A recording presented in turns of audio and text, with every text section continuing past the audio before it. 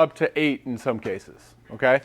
My name is Adam Stewart. I am the co-founder and president of Backyard Estates, where we help families repurpose and utilize the backyard space and turn it into rentable units as well as additional housing for family. We are a one-stop shop, so we handle everything as far as, hey, what's feasible, what can be done on your property, is it possible, to, hey, what does this actually cost up front before you go ahead and start the process. We do all the plans, all your financing. We do all of the work with the city. So we even pay all the city fees. All the construction, even down to kitchen appliances, are included in the homes. Everything that's needed from the city, we take care of so you don't have to worry about it. Now, it seems like a lot of you guys know what an ADU is now. How many of you guys have had a client, either a current client, past client, who has already built an ADU or has had questions about ADUs or their potential? Okay, cool. Who has not had a question from a client about an ADU ever? Sweet. Okay, so this is going to be really helpful for you guys, because at the end of the day, the goal is that you'll find with ADUs, people are actually selling more units, and they're selling each unit for more money, each home for more money. Okay, so let's kind of jump into that real quick. So you guys are aware of kind of what an ADU is, right? I'm sure every one of you guys knows someone who has a license that could technically build an ADU, right? Now, I'll bet there's even a couple of you that might have one in your backyard, whether it's legal or not, that you're already using for family or renting out, okay? Our goal, like our thought today was, okay, we've built, an innumerable number of ADUs, and this is all we do. So what kind of value could we provide today to give you guys some insight that could help you in your specific business, okay? Now, to do that, I'd like to start out with a couple stories. This is very, very common in our world, is that we see a family that originally was not planning on selling a home. In this case, both the kids and the parents own their own properties. And they're very content. They're getting calls from realtors all the time saying, hey, I want to list your home and sell your home. They're like, I'm good, okay? But then all of a sudden they have a life event where grandpa passes away. Or one of them, grandma decides to retire, or one of the kids needs one of the grandkids watched. So that way grandma and grandpa are helping out a little bit more. And they realize, well, wait a second, we've got other goals, and maybe we do need to make a change. So the kids have equity in their home, so they sell their home. Then mom, she sells her home too. And then they go ahead and buy that house in that neighborhood with the school district that they've wanted. And then they build an ADU in their backyard. It's about 15% of our clients. And we finish between 2 to 10 ADUs every month. So that means these agents are going from a no sale to a 3 sale, plus any benefits coming from an ADU. How many of you guys would like to, instead of closing 0 in a week, get like this client, and then it turns into a 3 sale deal? Not only because of they selling both properties, but then all of a sudden that one's usually a much bigger commission check on top of the other two, okay? Let's take a look at another scenario. How many people do we know where the kids and the parents both own their own homes, but the kids bought in the last 3 to 4 years? And they have equity, but do they really have enough equity to go ahead and build a new home in the backyard? Maybe not. So in this case, it's really interesting how they go, you know what, let's go ahead and keep our house. And what about we sell mom's house, so that way she can go ahead and benefit from all the cash from her property. And then we'll go ahead and we'll build an ADU in the backyard, so that way we can help mom out, because senior living is like 110 grand a year. How quickly does that eat up your equity, right? What about when our kids need to be watched by grandma and grandpa? Well, now grandma and grandpa don't need to drive the 5, 10, 20 miles at night when they have a hard time seeing. So instead, they can build their brand new custom home in their backyard, the one they've always dreamed about. They can retain that cash, and then all of a sudden there's another deal on the table. So it's something that's pretty cool to see how families do have these needs. And if you think about it, how many people in your network, right? Like how many of you guys have in your CRM or whatever 200 or more contacts, right? The reason why I did that is because hopefully you guys get more than 200 contacts, okay? Because the thing is that as soon as you have those contacts and you're calling them and you're doing your check-ins, well, wait a second.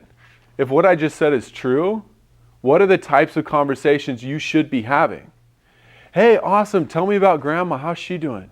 Great. Is she nearing retirement?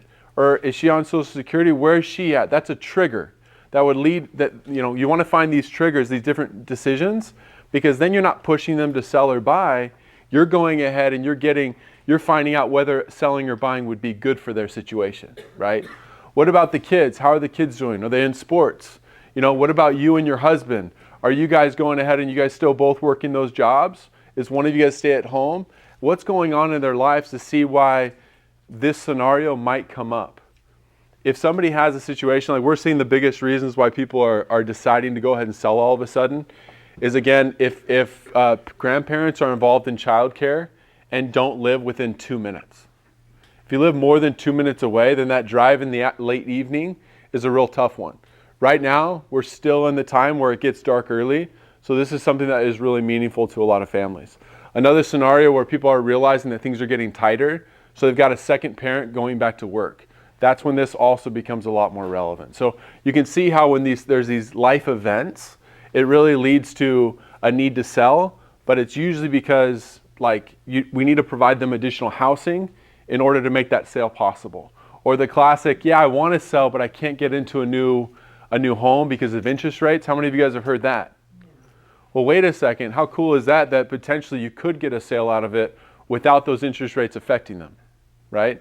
So that's kind of when it comes into when we're seeing a lot in the real estate market with these different realtors. Now, if that hasn't convinced you that ADUs should be something you want to focus on as a realtor in order to provide service, good service, and help to the families you guys service, let's take a look at these laws. Okay, we're going to talk about 3 main laws, so that way we can focus on, hey, where is the world going? Okay, here in California, where's the world going? Before I jump into that, how many of you guys have done work with like private equity groups or real estate investors? A couple. Raise your hand, please, just so I can know. Okay, and how many of you guys are almost 100% residential, just with like families? Okay, awesome. So this will be very, very helpful for you guys. So in 2020, there were these new laws that basically allowed for, AB 13 is probably the most representative law of these other 6 laws, okay? That basically said, hey, if you own a single family home or a multifamily property, you can go ahead and build additional housing in the open space. So you can convert a garage, you can attach a second home, you can do a detached second home on either multifamily or single family lots, all right? Now I'll tell you a little story about how we got involved in this. So our background is in construction. We've been doing that for decades. Those major apartment complexes you see all on the freeways, those were built by one of my partners, okay? Additionally, a lot of Glendora was developed by another one of my partners, okay? So we've been in the construction industry for decades. However, we noticed that just before 2020, we had 2 pre-existing relationships. One client had about 25,000 properties, and the other had about 10,000 properties. And so when 2020 came around and they found out they could build multiple homes on each lot, obviously that's something of interest, right? But these guys knew enough about construction to know that the whole cost per square foot thing just doesn't work. What do I mean by that? Well, they knew enough about development to know that if I build the exact same floor plan on 2 different lots, especially if they're in 2 different cities, that there could be a cost difference of anywhere from $50,000 to $150,000. By the way, guys, no difference of the homes. Same finishes, same countertops, same everything. And yet you could have that kind of a difference of a price. And they're like, that doesn't work for us. We make money by going ahead and we make money by going ahead and buying a property that we know will cash flow, right? That's kind of what they made their money on. So they said, we're looking for someone to develop a process for us so we can know when we look at our 10,000 units or 100 units, we need to know, hey, what can we build? And then what should we build to make sure we're maximizing the return? Or should we go ahead and just ignore that property completely? Now, fast forward about 18 months, and we start getting calls from families that had learned about this law. They were usually about 1.5 years behind. And they're like, hey, I found out about this law, but I went ahead and started building my ADU, and I'm 2 years in permitting. Costs have doubled in the market, but not only that, like my contractor's telling me that like now the city's making us do all these new stuff, so he's gonna have to double his price, or add 50 grand to his price. I don't have that kind of money. Can you help me?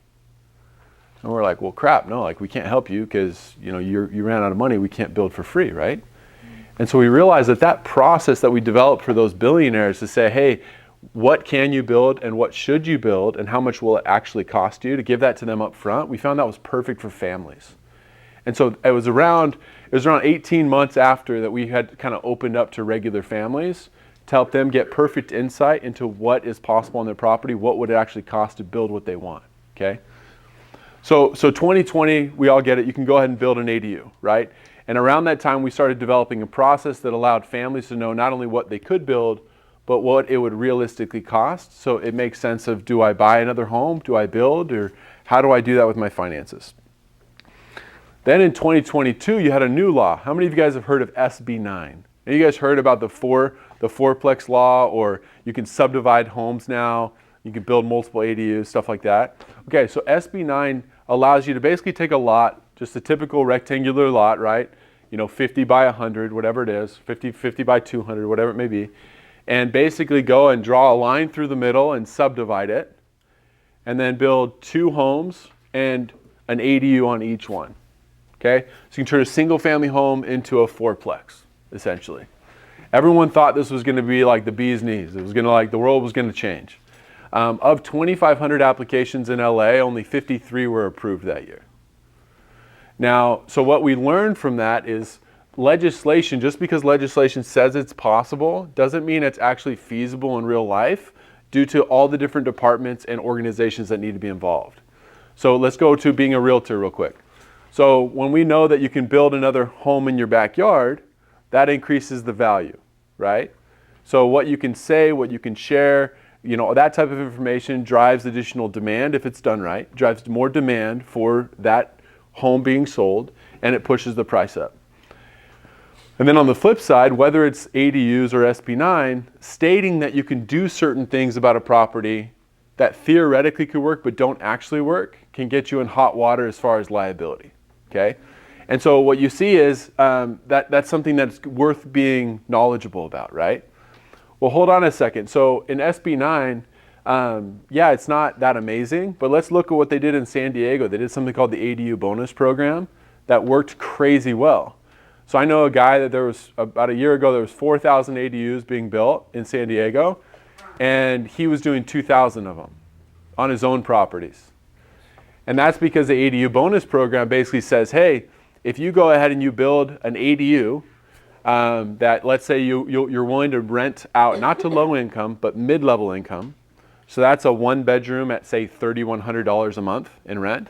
If you do that, we'll allow you to build another ADU that you can rent out at market rate. And you can do an unlimited number of ADUs. So a backyard that's maybe 1.5 times the size of this room that we're in, he was building 10 ADUs in that space, okay? Because of this new law. So hold on a second. So from 2020 to 2022, you see a transition from build 1 ADU into a backyard to, at least in San Diego, you can build like 10 in a backyard. Is your property worth more if you can build more on it? Heck yes. What does your commission check do when you can go ahead and sell 1 home versus selling a home with 10 homes behind it? That's the check I want, okay? Now wait a second. Then we got 2024, AB 1033. AB 1033 allows you to go ahead, I'm going to clarify this, allows you to go ahead and build an ADU in your backyard and then sell the ADU off as a condo. Okay? Now this, what you're going to notice is that this law is very similar to SB 9 because SB 9 says that you can subdivide it and then you can sell each property separately, right? Well, the reason why it wasn't as successful was because the utility companies had too much control. So therefore, they're like, well, hey, let's get around it legislatively again, and let's do AB 1033. This time, the only downside to this one is that with AB 1033, the cities have the right to adopt instead of the state forcing it down their throats. But what's crazy is there's a new one that just came out. It's called SB 1211, and that allows a multifamily of 8 units to build 8 more units on it, okay? So what are we noticing? Where is the world going? On a single family lot in the future, are we going to be able to do a lot more construction or less? More. Now, when we look at where is the government going to be pushing this to, you're right, way, way, way more. The world that we all live in right now has already started changing dramatically as of 2020. What your guys' roles look like in the next 3 to 5 years is dramatically different. Dramatically different. The world will be completely different, okay? And then when you look at, there's another law that's in July 1st, it's going to allow us to go into a property, a regular neighborhood, a regular property, and we can build 10 units there rather than a single family. It's going to change the valuations, how properties are valued, how they're financed, everything. And you better believe all those guys, you know, start forming relationships with investors too, because when those guys get their ear to the ground and they start seeing how we're doing it and how other people are doing it, it's going to be a wildfire. Okay, did not mean to say wildfire. Yeah. Let's say that I have someone that does not want to buy or sell, but want to do an ADU. Do we get a profit for you? We can work that out with your broker. Yeah.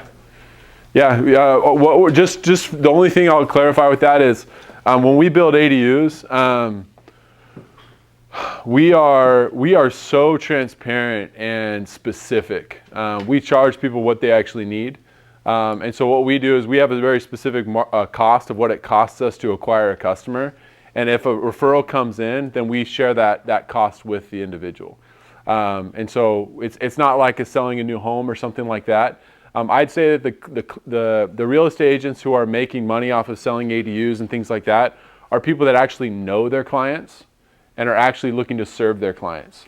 I know it sounds obvious, but if you think about it, how many of you guys can go through and walk through each family member and their grandparents and their kids to see whether an ADU is right for them without calling them right now? Like if you went through your CRM and you could go through and you know each family off the top of your head, those are the guys that are actually making a ton of money off of selling ADUs, because then they're able to just call those clients and really just catch up with them and see how they could add value. Does that make sense? Okay, so I only have a couple more minutes before I open up to questions. So instead of me kind of going through and telling you guys the whole 9 yards, what I think would be cool is let me explain to you guys why we have this level of success. So every one of our jobs is on time. Every one of our jobs is on budget. It always meets high quality standards, and most importantly, it meets the short-term and the long-term goals of our clients. So the question is, how do we deliver that at scale? How does Backyard Estates do that? I want to show you a little bit about our software real quick. Who's got a property that they're going to be going into a listing agreement for in the next week?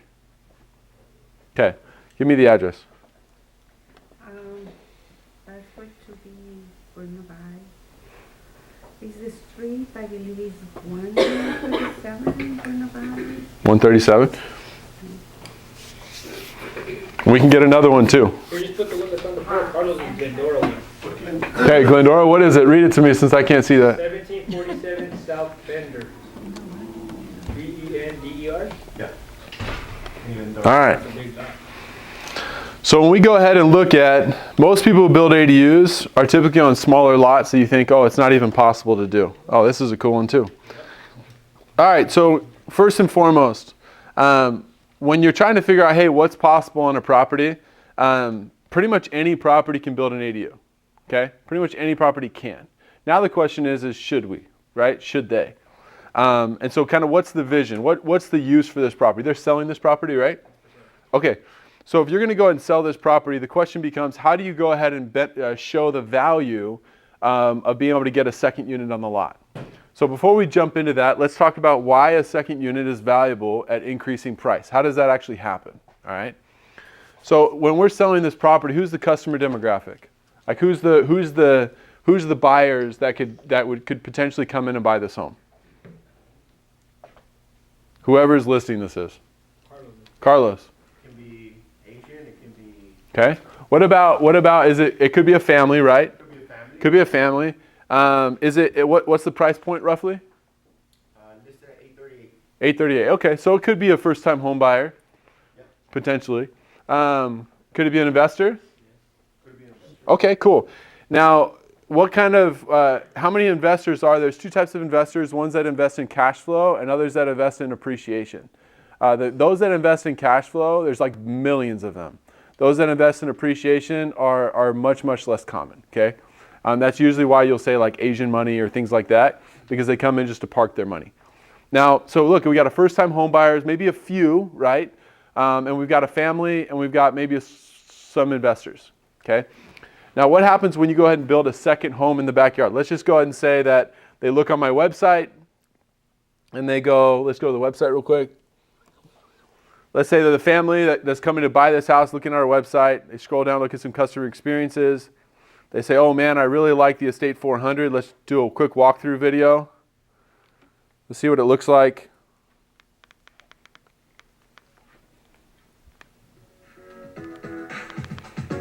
So how quick is that? Hey, it's a 400 square foot, 1 bedroom, 1 bath, modern open floor plan, tons of space. It's going to feel 3 times bigger than it actually is. Beautiful kitchen, cabinetry to the ceiling, quartz countertops.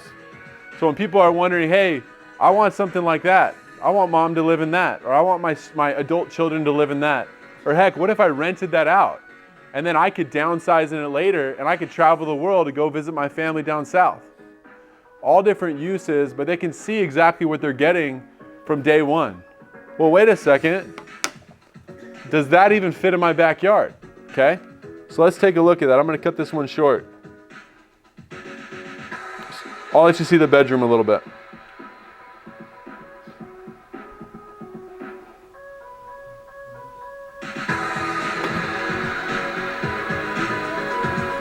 So kind of cute, right? So you go ahead and see what the ADU is. You can look at the floor plan, all that kind of stuff, right? And then we jump back over onto the property and we go, well, wait a second. What does that look like in my backyard to scale? Do I have that kind of space or do I not? You got space for days, right? Now let's go, well, wait a second. What about a survey, a topographical survey that would cost me $3,500 and take me 12 weeks to do? Let's just take 30 seconds and just do it on our software for free, right? So we can go ahead and we can assess and look at your property, and we can do more virtually than any contractor can do on someone's site. And we understand the implications of the city and the state, as well as your property characteristics, as well as the build itself. So that's what allows us to do these things at scale and provide that type of insight. Now, when you go into that listing agreement and you go in and you go, hey, look, I don't necessarily need to have an ADU in your backyard. I can sell it as if there is one. Because now all of a sudden, how many more investors are going to be interested in 2 units? Absolutely, right? Everybody's going to want 2 units rather than 1. On top, why? Because now all of a sudden, a multi-generational family can now be a buyer. Now a first-time home buyer, you get a much larger group of them because now they can say they're going to live in the ADU and get the rental income counted towards their own income for DTI for that main house. Now you got a massive, much larger group that can now qualify for that home. Investors, now you're looking at something that's much closer to cash flow, right? They also like having 2 units, one that's newer, so there's lower maintenance. So you can see that by increasing the number of types of groups that can buy, that's how you increase demand. We had one in Laverne where we helped kind of show this was possible. And this was, a few months ago when things were a little bit slower, and they got 27 offers. What does that do to me? How does that make you look to your clients? How much better of a calling card is that the next time you show up to a listing agreement? So anyways, when you think about ADUs today, does that change your perspective a little bit? Sure. For the seller, you're bringing value of, hey, we can sell it, showing the Yes. buyers what they're buying in Yes. the future. So number one question, is this free? Can we use this for free? No. So it's not free. It's something that you guys can work with us. We can help you get access to seeing what's possible on your property. We only do that with people who are serious. If you're not good at what you do, we probably won't be able to help you as much, so get really good at what you do. I know it sounds so terrible. I know it sounds ridiculous. The reason why I say that, though, is because we like working with people who are obsessed. We like working with people who are absolutely, like when their client calls them at 10 o'clock at night, they're pissed at themselves because they missed the call. Does that make sense? And the reason for that is because, I rarely do these types of presentations because, you know, I am the president of our company, but I'm the guy that works with our clients from start to finish, right? We have an incredible team. And so anyways, my point on that is, can we help you with it? Absolutely. If you hit me up the night of or the day before, no, I can't. But absolutely, if you guys have a listing appointment, things like that, we can go ahead and see how we can provide some value to you. Usually what happens, and one thing that's like for buying people in particular, if you have someone that's going to go put a purchase on a home and they're like thinking about an ADU or whatnot, it's going to be really important that we have a little bit more of an in-depth conversation with them. We had one recently here in Rancho where they were going to go buy a home, but the home that they were going to buy was going to cost $100,000 more to build an ADU on than another lot. And so by having that conversation, they were able to pull out of that property and go buy a different property. Happened to be about a $50,000 more, the new home, but it saved them $80,000 on additional unique costs of the ADU itself. So can we help? Absolutely. Joseph's going to be your contact for that. But it's not something that we sit here all day just like sending realtors a bunch of stuff, because there's thousands of realtors that have our phone number. And frankly, if you hit us up all the time at like random hours and things like that, like we run a business, we service our actual clients, and so I just want to give a big caveat. Is that fair? Okay, cool. Yeah. That ADU size, what's the price? Right? Good question. So when you build an ADU, we only speak in terms of all-in cost.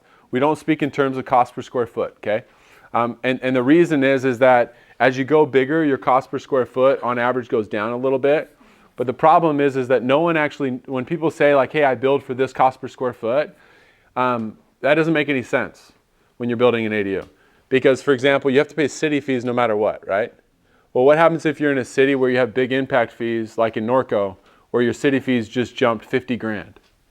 Well, $50,000 divided by your cost per square foot doesn't make any sense. What about your plans? Your plans are going to cost similar no matter what size you're building, right? You're going to have a kitchen no matter what size you're building, right? You're going to have to connect all your utilities to the front of the property no matter what size you're building. And so anyone that you hear that's saying cost per square foot, they're probably not going to be, they're probably someone you want to run from if your clients will ever care about price. That's why we include kitchen appliances, because did you guys know that you can't actually get a final inspection or certificate of occupancy? You can't actually move in unless the city sees your appliances installed. Well, even that alone, right? So, and let me go a step further. When we build a home, the average in the construction industry is 8 to 12 months to build a home. We build homes in 8 to 12 weeks, okay? In order to do that, think about what that does for the family. They're paying out $2,000, $2,500 a month on a mortgage for something they don't have yet in their backyard. By getting it done 6 months sooner, 12 months sooner in some cases, how much money that just saved them? What if they're renting it out? How many rent checks would they have missed out on if they hadn't used backyard estates? So that's what I mean by us really focusing on the client. We're here to serve them. And what we found is that when realtors are really caring about their clients, we make a great team because we really obsess over the client, their short-term and their long-term goals. Yeah. I have a question. Is there a way to find out if a property is actually allowed to have an ADU? Because I know that some properties are restricted or not. Yeah, good question. I would say first and foremost that if you have a single family home or a multifamily property, I'd say 99% of properties are allowed to have an ADU. If you guys hear someone come in and go, I can find out if you can do an ADU or not, that's like me as a realtor saying, well, let me see if we can like sell your home or not. Like, I mean, we all know they can sell their property. It's just a matter of price and all that. Does that make sense? That's actually a very good comparison. You hear someone that's like an ADU specialist going, well, let's see if we can, can we build an ADU? Like, it's the same thing as if you were like, well, let me see if we can sell it, Yeah, no, I'm just saying because if somebody buys a house with the thought that, okay, she told me that I can build an ADU and yes. It comes out that something made it impossible, then... Good. So I'm so glad you followed up and kind of pushed back on that. I would say that it's not usually whether you can or not, it's how much will it cost. For example, this lot, you guys can kind of see it. You see these lines? Mm-hmm. So each line separation, these are all the same color. So that means this is a very, very flat lot. Okay? So without me being on site, I can see how it's flat. Now, when I look at it, I can start telling you things about this that could cost more. Like for example, if you wanted to build here in the back, I see that I can see some power lines. And so there's going to be a 6-foot easement off the back. So I already know I can't build next to the fence. But everyone else on earth is going to go, I called my planning department and they said I could build 4 feet from my fence. Well, that ain't true on this one because you got an easement for the power lines, right? Also, just because I can build here doesn't mean I should, because what if all of a sudden this was 3 feet lower and now I need a sump pump and the sump pump's 25 grand more than what typically is needed? Or what if I need to upgrade my water meter and my water meter is going to cost $39,000? These are all things that a contractor would never know. We help find all that out up front before you ever start. So that way our clients know what the price will actually be, and therefore we can streamline everything so we can get things done quickly. So that way with us, you don't really see those type of surprises, if that makes sense. Are you guys willing to work with a buyer if we have a budget in escrow and within that contingency period? Yeah, so we have 3 steps as far as helping out families. Our goal is to give you as much as we can for free. That's why we've invested heavily in things like our software. So first, we'll always do a call with someone to get a feel for their goals. What are they hoping to accomplish? So we can see if that's actually realistic, right? So if you were to say, hey, Adam, I want to build an ADU. I need it tomorrow, otherwise I can't do it. Well, I can't help you, right? Because I can't build a home in a day. Or you're like, hey, I want to get it done in the next 10 months. I'm thinking about building this 2-bedroom, 1-bath home. I saw on your website that you have 5 options. I want to customize it, but I'm kind of looking at this one. I kind of like that one. I can kind of see the price. It seems like it would work for me. I'd love to talk more about it, like see if it's possible on my property. Oh, hey, that's great. Let's talk about it.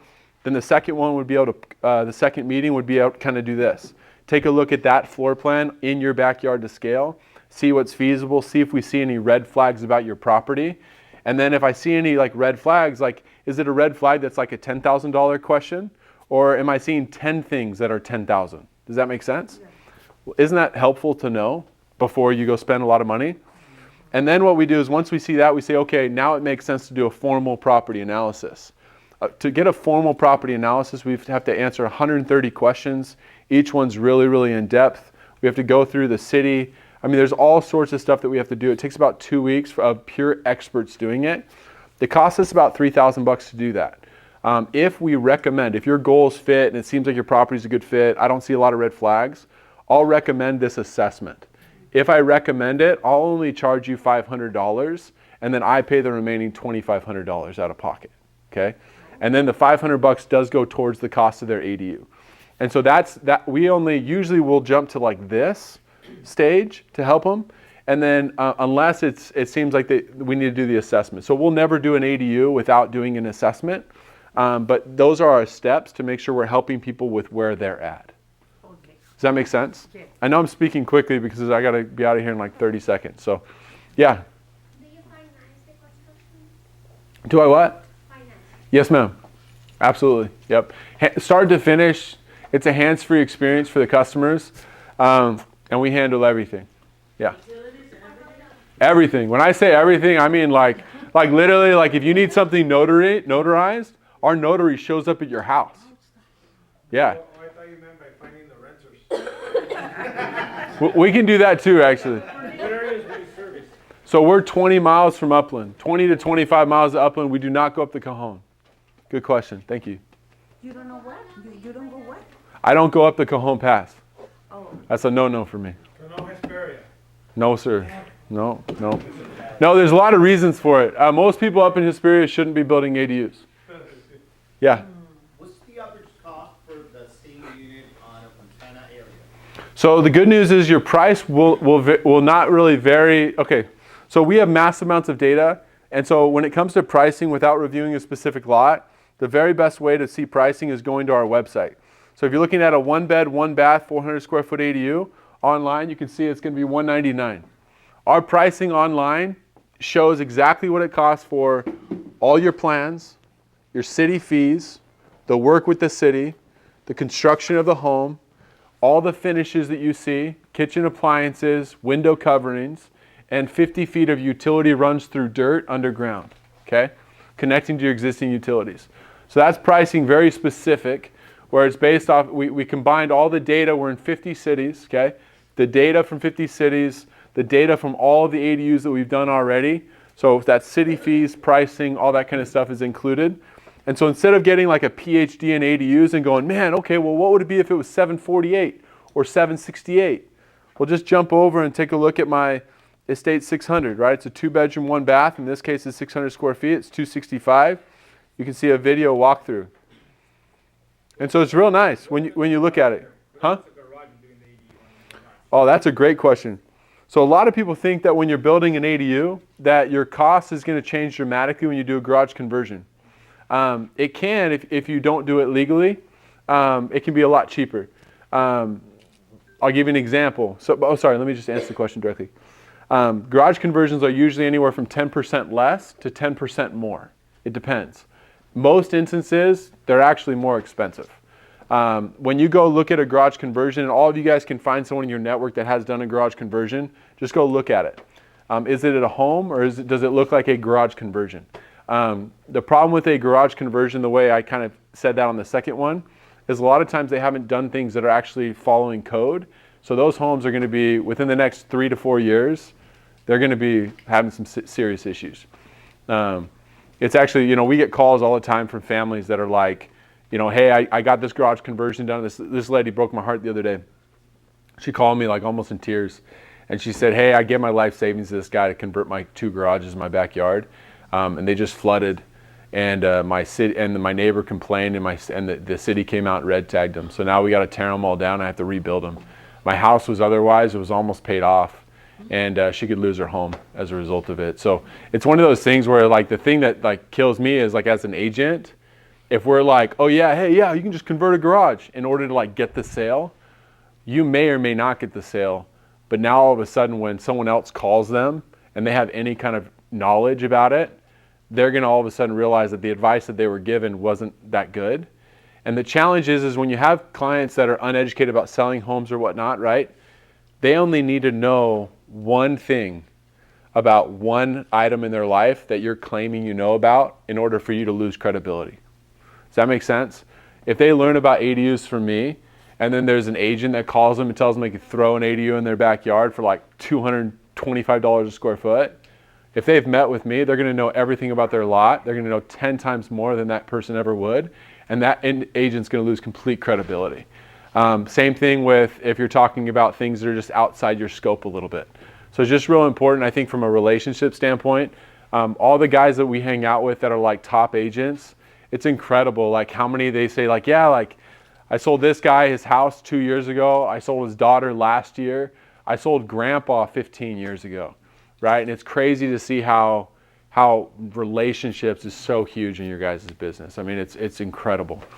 And yeah, go for it. And how does insurance work with this when you build an ADU? Is it like a separate? We don't believe in insurance. Just kidding. Just kidding. Insurance is great. I mean, sometimes okay. In most cases, there's no issue. Like your premiums barely go up at all in many cases. The challenge with answering that question, it's so specific, like property by property right now because of what's been going on, that I would say the issue with insurance is not the ADU, it's more your main house right now. There's a lot of changes going on. So when we have clients that are being approached by their insurance company, we actually help them to stay current without getting their insurance raised and all of that. The ADU only makes things better. Insurance companies are going after things that aren't like up to code or aren't energy efficient or are like a fire hazard. So having a brand new home, they love that because it spreads their premium over and actually de-risks their investment. So ADUs are great for that, but to answer it specifically, I'd need to know the property and the insurance company and all that kind of stuff. Is that fair? All right, I'm sorry I spoke so quick today. Hopefully it's been valuable. If you guys have anybody that is wondering about an ADU, or if you guys have a listing agreement or something like that, we'd be happy to try and add value and help however we can. Sorry? What about our loans? So there's 15 different ways you can finance an ADU. One of those is cash. That's not really a loan. But yeah, there's 15 different ways you can finance it. One of our loan groups that we work through has access, is a wholesale broker. So he has access to about 144 banks and credit unions. as well as across the board, things like first, second mortgages, construction, all that kind of stuff. So I'm not sure how to answer that question exactly. So you switched. I was like, wow, you got a twin. I was like, oh no, he was in your way. Do you have an idea of what the interest rate on a loan right now? What's the interest on a loan? So when you do like a first mortgage or a second mortgage, the interest rate will naturally change. And so to answer, just like for you guys, if someone asks what interest rates are, it's hard, right? Because if someone has a different debt to income, different credit score, things like that, as soon as you start talking about different types of loans, that jumps even more. And so what I'll do with people when I talk to them in their specific situation, I usually ask them how much they owe on their house. And then if they owe more than a certain amount, then I know they're probably leaning towards a second mortgage category versus a first mortgage category. And that's usually how I would tell them what range they're in. But yeah, when you look at a construction loan or a second mortgage or a first mortgage, it'll change pretty dramatically as your loan officers would probably tell you. Cool? All right, guys, let's give it up one more All right. time. Thank you so much. Appreciate it.